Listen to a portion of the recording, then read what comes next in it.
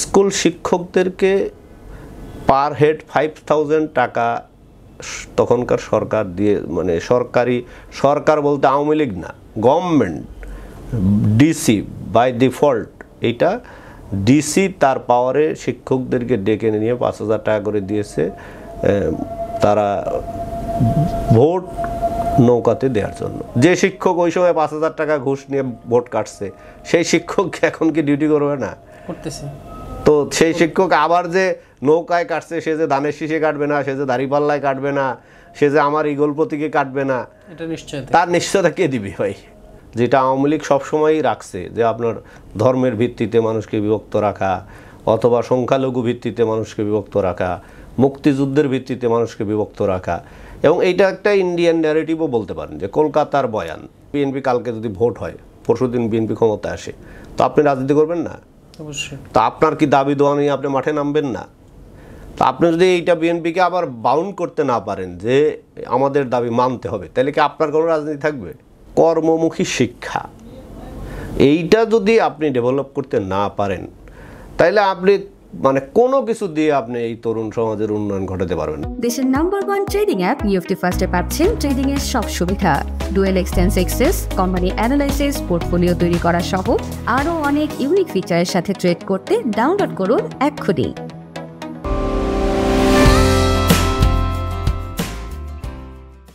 সুপ্রিয় দর্শক, আপনাদের সবাইকে স্বাগত জানাচ্ছি বাণিজ্য প্রতিদিনের বিশেষ আয়োজন বাণিজ্য সংলাপে।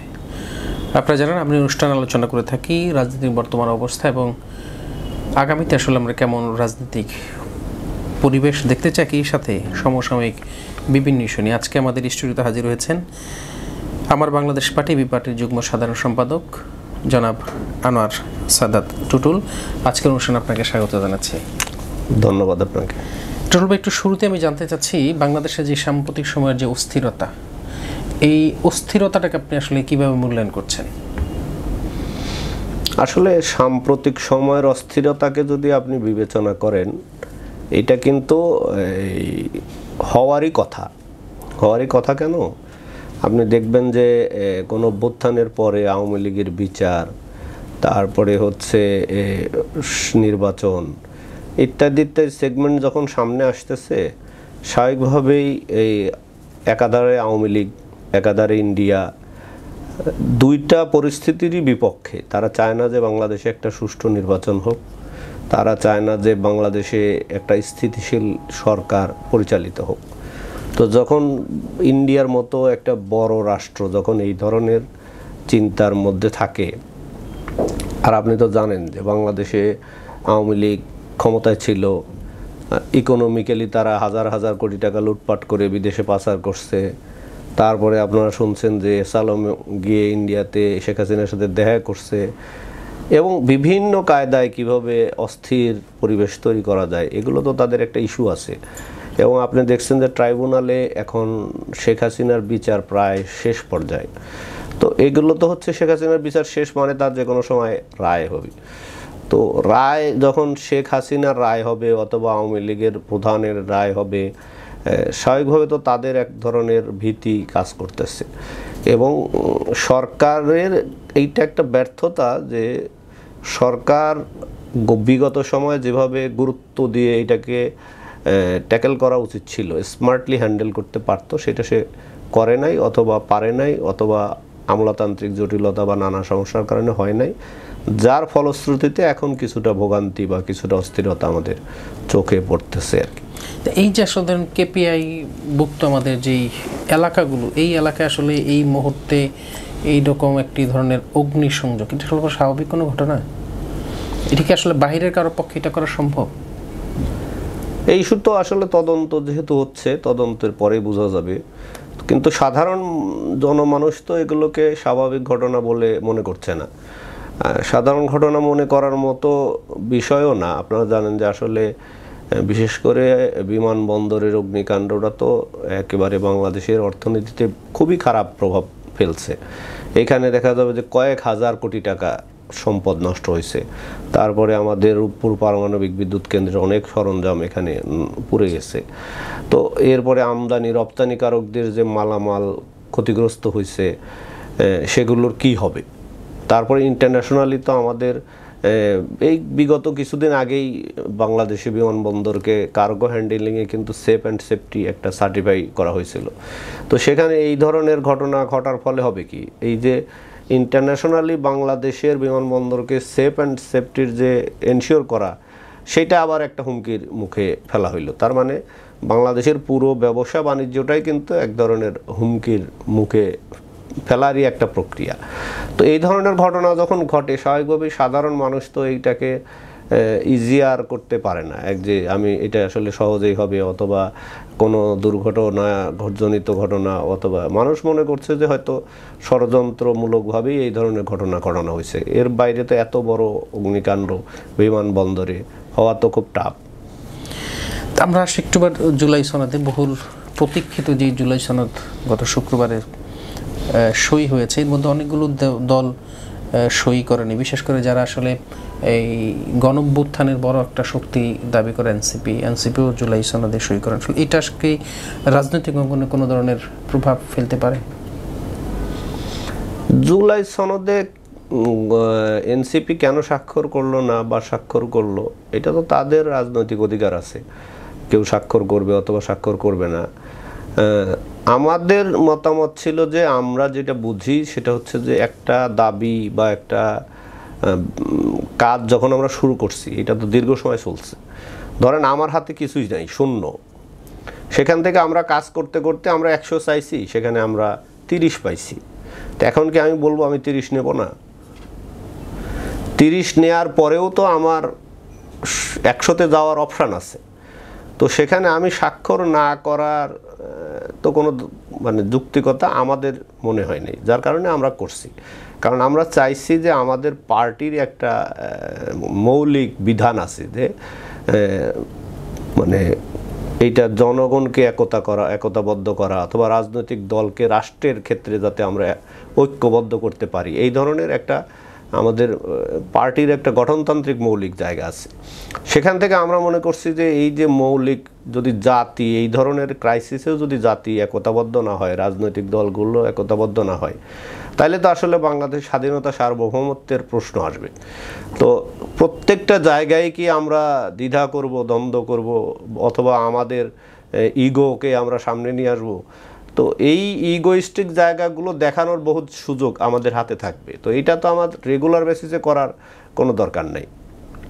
সেক্ষেত্রে আমরা মনে করছি যে এটা স্বাক্ষর করা জরুরি, কারণ এটা স্বাক্ষর না হলে দেখা যায় বাংলাদেশের জাতি বিভক্ত আকারে থাকার যে প্রসেস, যেটা আওয়ামী লীগ সবসময়ই রাখছে, যে আপনার ধর্মের ভিত্তিতে মানুষকে বিভক্ত রাখা, অথবা সংখ্যালঘু ভিত্তিতে মানুষকে বিভক্ত রাখা, মুক্তিযুদ্ধের ভিত্তিতে মানুষকে বিভক্ত রাখা, এবং এইটা একটা ইন্ডিয়ান ন্যারেটিভও বলতে পারেন, যে কলকাতার বয়ান, বাংলাদেশের মানুষকে ডিভাইডেশন রেখে তারা রাজত্ব করা।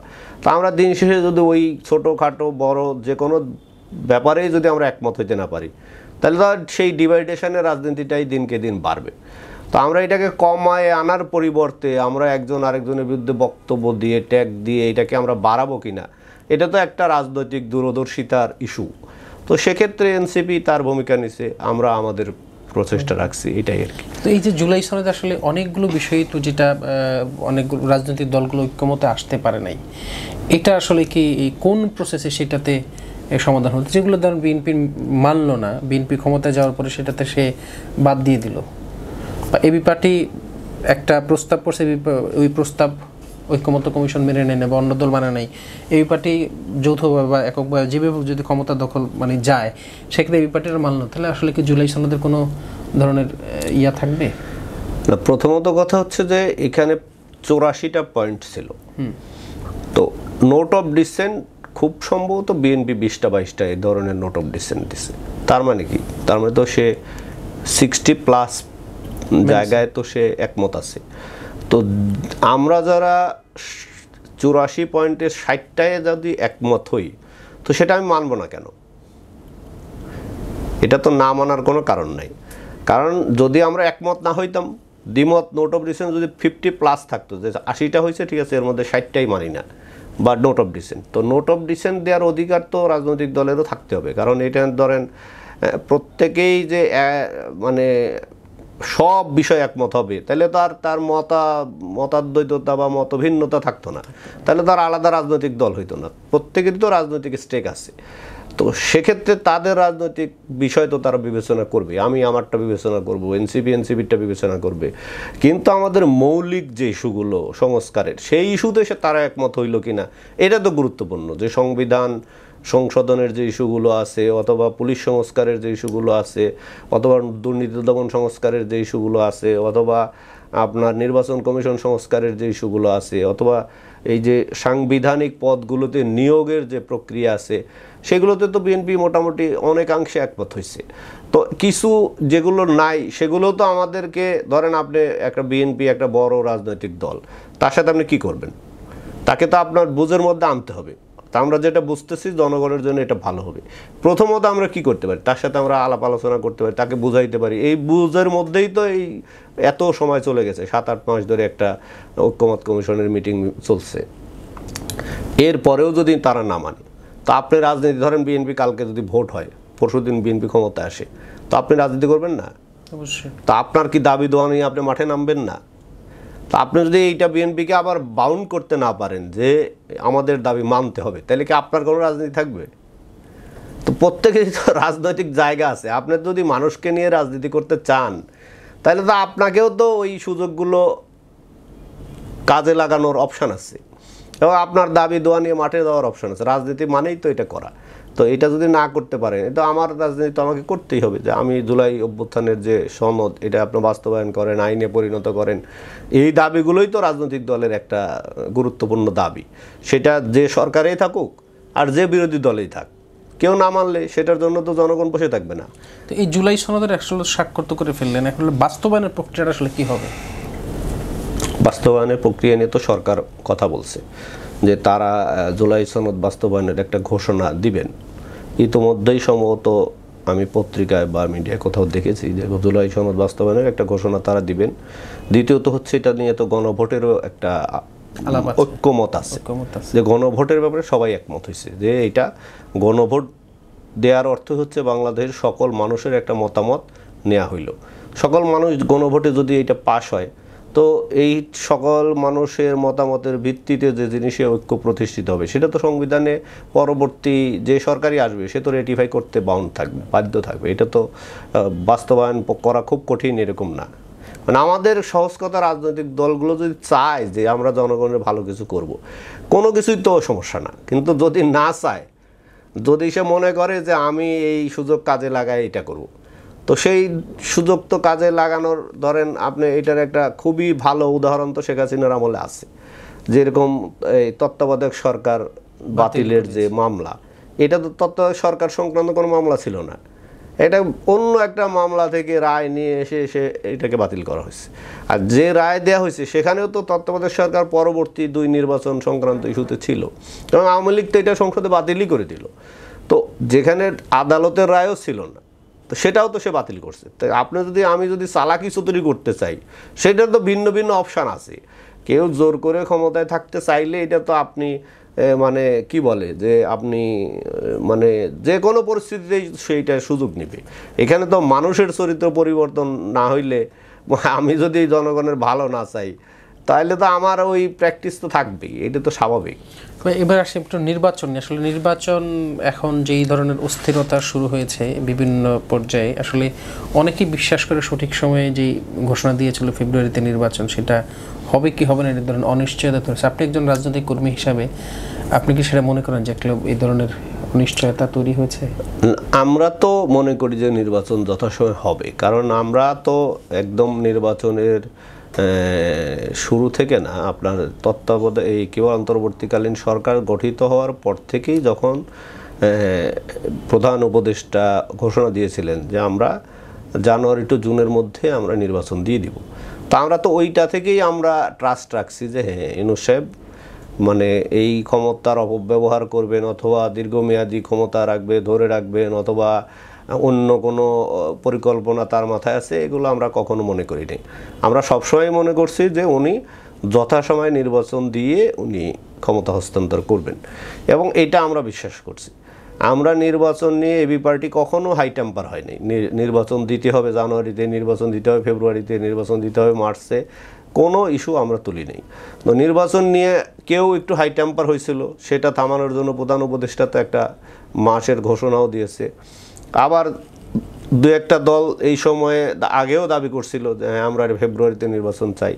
তো তাদের এক্সপেকটেশন অনুযায়ী তো টাইম ঠিক আছে।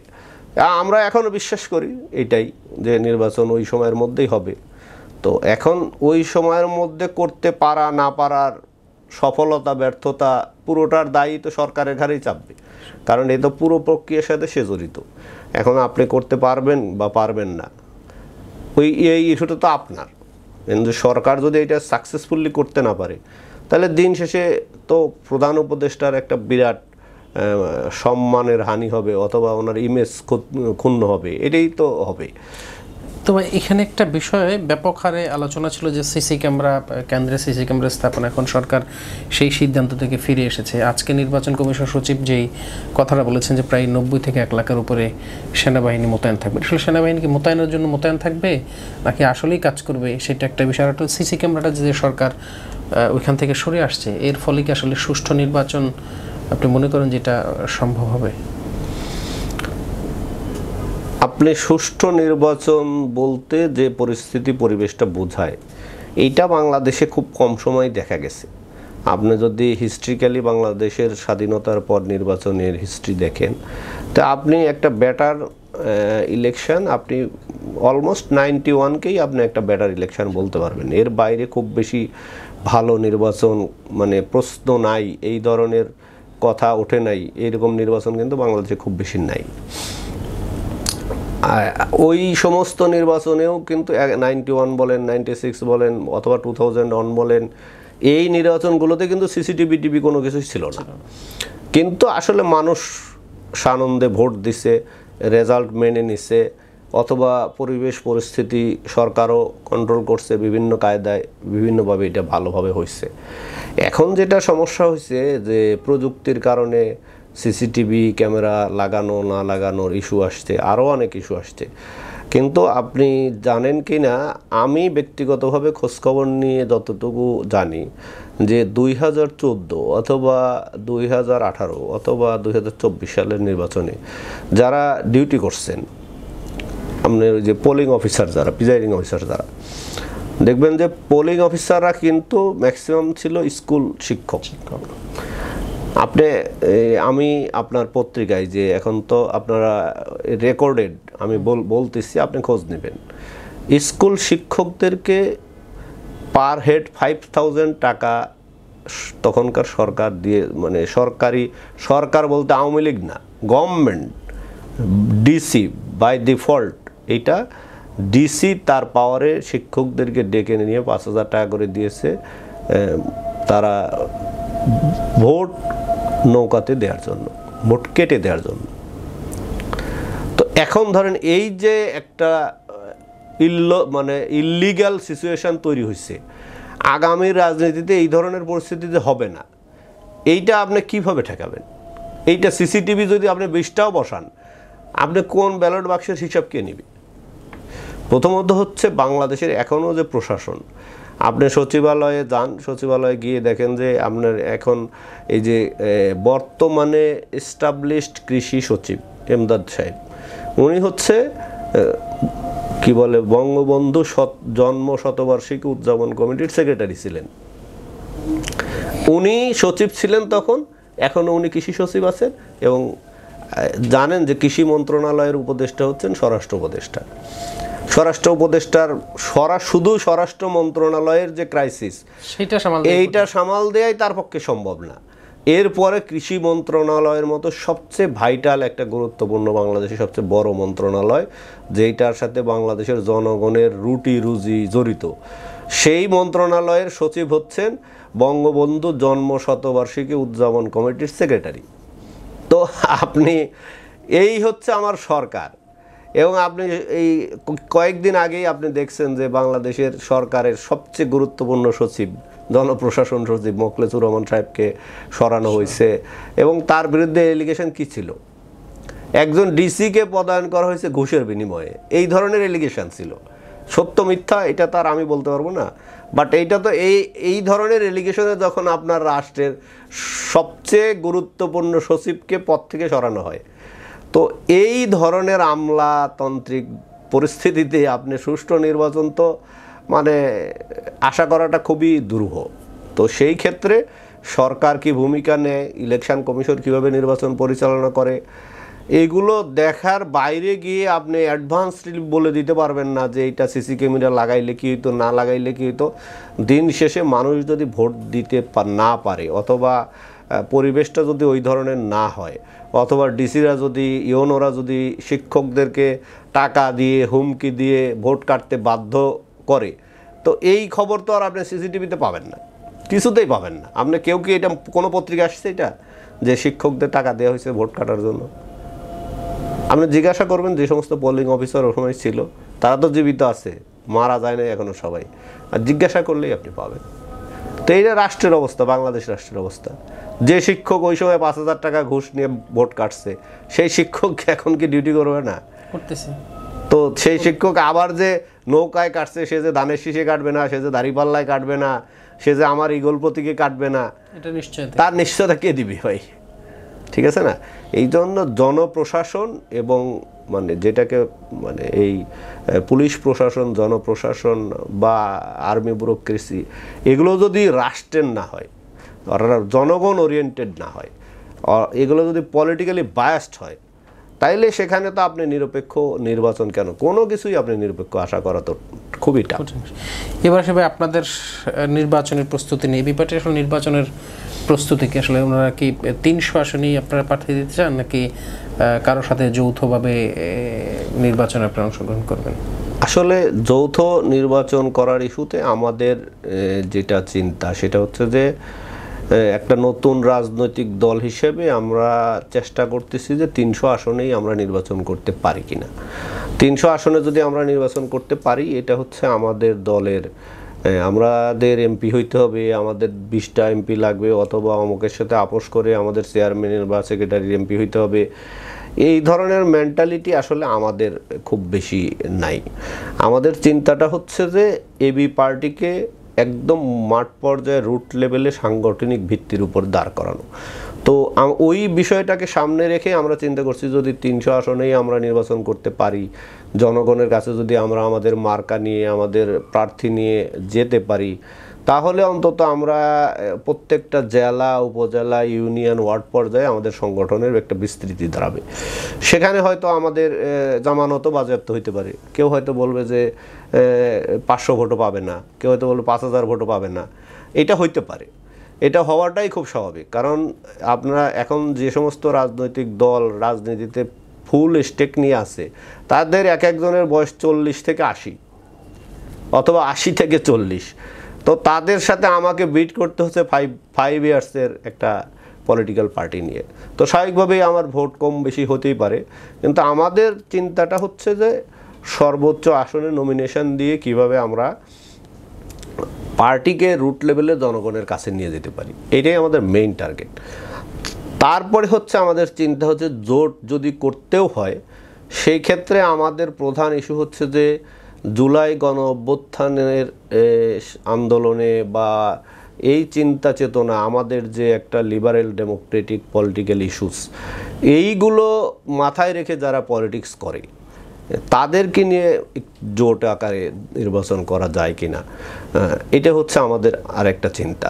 সেক্ষেত্রে বড় রাজনৈতিক দলের সাথে গিয়ে জোট করতেই হবে অথবা করব, এই ধরনের চিন্তা এখনও আমরা করছি না। আমরা চিন্তা করছি যে যারা অন্তত এই যে জনগণের অধিকার, সমস্যা সমাধানের রাজনীতি অথবা নতুন রাজনীতির একটা বয়ান মাঠে আনতেছে, বক্তব্য যারা আনতেছে, এদেরকে একসাথে কোথাও এক জায়গায় মিলানো যায় কিনা অথবা এক জায়গায় করা যায় কিনা, সেটা আমাদের একটা টার্গেট আছে।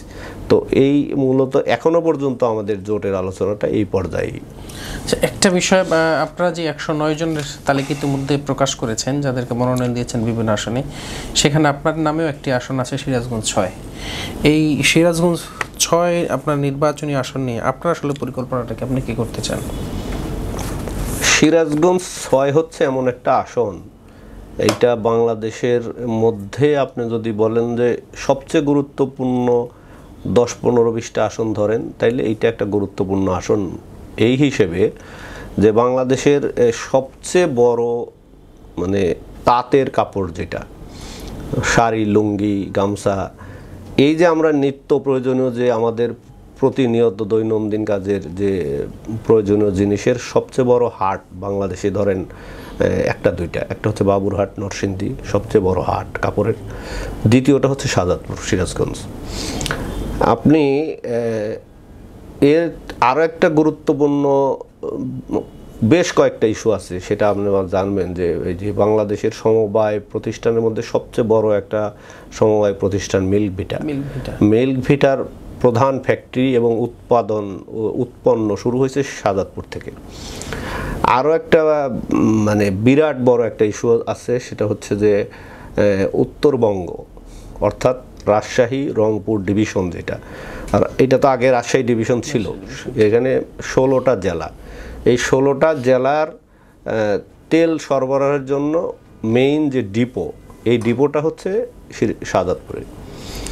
এরপরে হচ্ছে এই উত্তরবঙ্গের একমাত্র নৌবন্দর, কার্গো জাহাজ যেখানে মাল নিয়ে চিটাং থেকে অথবা ঢাকা থেকে অথবা নারায়ণগঞ্জ থেকে মাল নিয়ে নৌবন্দরে যায়, সেটা হচ্ছে শাহজাদপুরে বাগাবাড়িতে। তো এই একটা হিউজ ইস্যু আছে এখানে। আপনি সেই শহরে মানে আপনি ধারণাই করতে পারবেন না যে প্রতি সপ্তাহে কি পরিমাণ ব্যবসা হয়। মানে আপনি, আমার ব্যক্তিগত আইডিয়া হচ্ছে যে এভরি উইক সেখানে 1000 crore টাকার বিজনেস হয়, কিন্তু ওই শহরে যদি আপনি ঢোকেন, আপনি হাঁটতে পারবেন না, আপনি রিক্সায় যেতে পারবেন না, মানুষের চলাচলের কোনো ব্যবস্থা নাই, সেই শহরে একটা বাস টার্মিনাল নাই। এত বড় একটা ডিপো যে 16টা ডিস্ট্রিক্টের তেল পাম্পের ট্যাঙ্ক লরিগুলো এখানে আসে তেল নিতে, সেখানে রাস্তায় দাঁড়াইয়া তারা সিরিয়ালে দাঁড়ায় তেল নিতে হয়, পুরো রাস্তাটা ব্লকড হয়ে যায়। এবং মানে শুধু এই তেলের ট্যাঙ্ক লরির কারণে 1 ঘন্টা 1.5 ঘন্টা 2 ঘন্টা ওখানে জ্যাম লেগে থাকে, সেখানে কোনো ট্রাক টার্মিনাল নাই অথবা ট্যাঙ্ক লরি টার্মিনাল নাই। এরপরে হচ্ছে শাহজাদপুরের একদম যমুনা তীরবর্তী উপজেলা, যেখানে প্রায় 3টা ইউনিয়ন, একটা ইউনিয়ন আমার জন্ম যেখানে সনাতনী ইউনিয়ন, সেটা পুরোটাই নদী গর্ভে বিলীন। আরও 2টা ইউনিয়ন গালা কৈজুরি এরকম 2টা ইউনিয়ন আছে যেখানে অর্ধেক অংশ নদী গর্ভে চলে গেছে। তো ওখানে সরকার স্পার দিয়ে বাদ দিয়ে এখন প্রোটেকশন দিয়ে মোটামুটি ঠিক করছে, কিন্তু এই নদীর মাঝে বেশ বড় বড় চর উঠছে, এই চরগুলো আবার ওঠে আবার ভাঙে আবার ওঠে এরকম ধরনের। কিন্তু আপনি ওই চরগুলো কিন্তু আবাদের জন্য খুবই উপযোগী, মানে উর্বর জমি, আপনার ফসল ভালো হয়, উৎপাদন ভালো হয়। কিন্তু চরগুলো যদি একটু টেকসই আকারে সেটেলমেন্টে আনা যায়, নদী ভাঙন রোধ করা যায়, তাহলে কিন্তু ওখান থেকে হাজার হাজার টন ফসল উৎপাদন সম্ভব। যে চরগুলোতে আসলে সরকারের কোনো নজর নাই, চরের লাইফস্টাইল নিয়ে সরকারের কোনো চিন্তা নাই। তো এই বিভিন্ন ইস্যু নিয়ে আমি অলরেডি আমাদের স্থানীয় সরকার উপদেষ্টার সাথে সাক্ষাৎ করেছিলাম। তো উনি আমাকে বললেন যে ভাইয়া দেন, আপনার এলাকার ডেভেলপমেন্টের রাস্তাঘাটের জন্য কিছু সিলেক্টিভ রাস্তা দিলে আমি যথাসম্ভব এটা প্রজেক্টে দিয়ে উন্নয়নের ব্যবস্থা নেব। তো সেই হিসেবে আমি প্রায় 30-40টা রাস্তা ওনার কাছে দিয়েছি লিখিত আকারে। আশা করছি যে সেটা অতি দ্রুত একটা টেন্ডারের মাধ্যমে উন্নয়নের কাতারে যাবে। এর বাইরে গিয়ে এই হিউজ মসজিদ, মন্দির, শ্মশান, যেগুলোর আসলে দীর্ঘ সময় ডেভেলপমেন্ট হয় না, আমি এইবার পূজাতে গিয়ে আমি এই বিভিন্ন মন্দিরে গেলাম, বিভিন্ন মসজিদে গেছি, খুবই কনজাস্টেড, নামাজ পড়ার জায়গা যতটুকু আছে অজু করার জায়গা নেই, অজু করার জায়গা আছে তো ওয়াশরুম নাই। তো এই ধরনের পরিস্থিতিতে একটু ডেভেলপমেন্টের জন্য সেগুলোর জন্য আমি একটা আবেদন উপদেষ্টাকে দিয়েছিলাম। উপদেষ্টা আমাকে বলছিলেন যে পার মসজিদে হয়তো লাখ 3 টাকা করে বরাদ্দ দেওয়ার সুযোগ আছে। তো আমি ওইভাবে একটা আবেদন দিয়েছি, আশা করতেছি যে এইটাও পাস উনি করে দেবেন। দ্বিতীয়ত ওই চরে কিছু ভাঙন আছে, ভাঙন রক্ষার জন্য আমি আমাদের এই নদী শাসনের উপলক্ষে আপনার উপদেষ্টা রেজওয়ানা আপার সাথে দেখা করছিলাম। তো উনিও আমাকে আশ্বস্ত করার পরে উনি ডিজিকে বলে দিয়েছিলেন, পানি উন্নয়ন বোর্ডের ডিজিকে। তো আমি ডিজি সাহেবের সাথে দেখা করলাম। ডিজি সাহেব উনি স্থানীয় কর্তৃপক্ষ যিনি আছেন এক্সিকিউটিভ ইঞ্জিনিয়ার, তারপর তত্ত্বাবধায়ক প্রকৌশলী, ওনাদেরকে বলে দিয়েছিলেন। ওনারা খুব দ্রুত গিয়ে চরে পরিদর্শন করে এস্টিমেট করে আসছে। তো এইটাও যদি একটু সাফল্যের মুখ দেখে, তাইলে আমি এমপি হই না হই সেটা তো কোনো ইস্যু না। ইস্যু হচ্ছে এলাকার উন্নয়নের জন্য প্রচেষ্টা চালানো। আমি সিরাজগঞ্জের ডিসি, সিরাজগঞ্জের এলজিডির এক্সিকিউটিভ ইঞ্জিনিয়ার, ওনাদের সাথে কথা বলছি। তো ওনারা টার্মিনালের জন্য যে ইস্যুটা আমাকে বললো যে এখানে এই বাস টার্মিনালের জন্য 6 বিঘার মতো জায়গা দরকার, আর হচ্ছে এই ট্রাক টার্মিনালের জন্য একটা এই ধরনের 6 বিঘা 9 বিঘা এরকম একটা জায়গা দরকার। তো আমি যতদূর খোঁজ পাইলাম যে শাহজাদপুরে এই ধরনের সরকারি জায়গা, যেগুলো আপনার অ্যাকোয়ার করতে হবে না, কিনতে হবে না, এই ধরনের জায়গা আছে। তো আমি শাহজাদপুরের ইউনোর সাথে এখনও কথা বলতে পারি নাই, ওইটুকু বাকি আছে। ওইটা হইলে আমাকে বলছে যে যদি উপদেশটা একটু লিখে দেয় আমরা একটা বাস টার্মিনাল এবং একটা ট্রাক টার্মিনাল করে দেব। তো এইগুলো হচ্ছে আমার এই নির্বাচনের আগেই আমি আশা করি যে এই ধরনের একটা পরিবর্তন আনার সুযোগ আছে, বা যতটুকু সম্ভব সরকার যদি আন্তরিক হয় হেল্প করে তাইলে এটা করতে পারবো।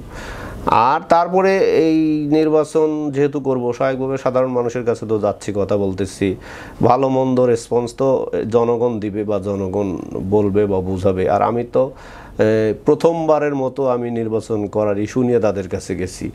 অনেকে হয়তো আমাকেও চেনে না, আমিও বহু মানুষকে চিনি না, কারণ আসলে রেগুলার বেসিসে আমি শাহজাদপুরে বড় হই নাই। পড়াশোনা করছি নাটোরে, আমি নাটোর গভর্নমেন্ট বয়েজ স্কুল থেকে এসএসসি করছি, নাটোর এই এনএস সরকারি কলেজ থেকে আমি এইচএসসি করছি, আবার জাতীয় বিশ্ববিদ্যালয় থেকে আমি অনার্স মাস্টার্স করছি। তো যার কারণে হয়েছে কি, শাহজাদপুরের অল ওভার মানুষ আমাকে চেনে না, হয়তো যারা পলিটিক্স করে অথবা চেয়ারম্যান টেয়ারম্যান ছিল, একটু গণ্যমান্য ব্যক্তিবর্গ তাদের সাথে টুকটাক পরিচয় যোগাযোগ ছিল, তারা আমাকে চিনত।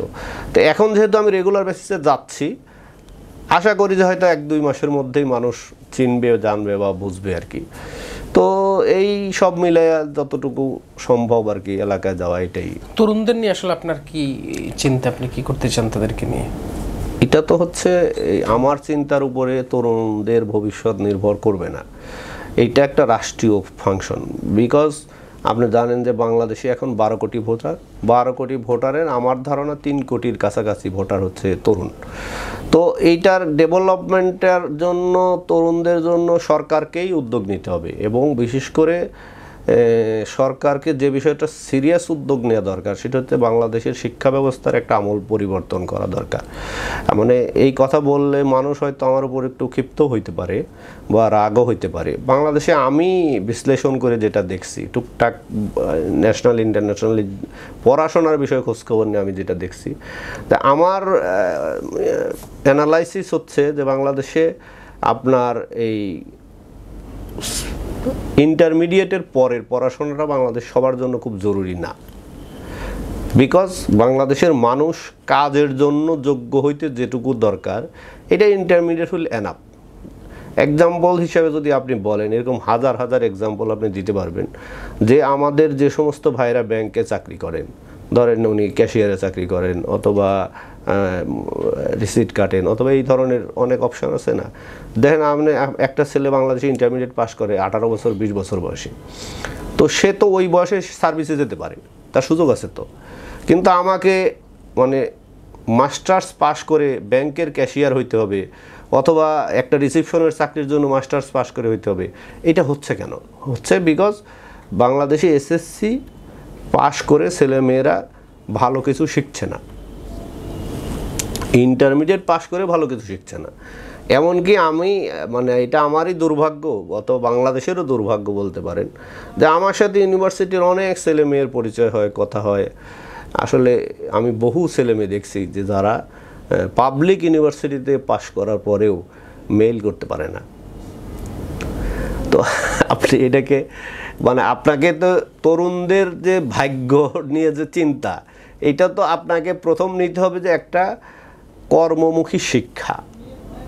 এইটা যদি আপনি ডেভেলপ করতে না পারেন তাহলে আপনি মানে কোনো কিছু দিয়ে আপনি এই তরুণ সমাজের উন্নয়ন ঘটাতে পারবেন না। কারণ একটা ছেলে বা একটা মেয়ে সে যদি কাজ না পায়, তার যদি বসে থাকতে হয়, তো এটা তো অলস মস্তিষ্ক শয়তানের কারখানা। যতক্ষণ মানুষ কাজে না থাকবে ততক্ষণই নানা মানে বৈধ অবৈধ চিন্তা, বৈধ অবৈধ ফাংশন তার মাথায় আসবে। তো এইটাই তো খুবই স্বাভাবিক। আমরা শেষ পরে চলে আসছি একটু একটা জিনিস নিয়ে, পিআর পদ্ধতিতে নির্বাচন, বিশেষ করে উচ্চকক্ষে পিআর, এটা আসলে সবগুলো দলেরই মোটামুটি দাবি ছিল। গতকাল এনসিপির আহ্বায়ক, সাবেক উপদেষ্টা, উনি একটা কথা বলেছেন যে আসলে জামাত পিআর মাধ্যমে রাজনৈতিক প্রতারণা ছাড়ার কিছু করে নাই। এটার সাথে কি আপনি একমত?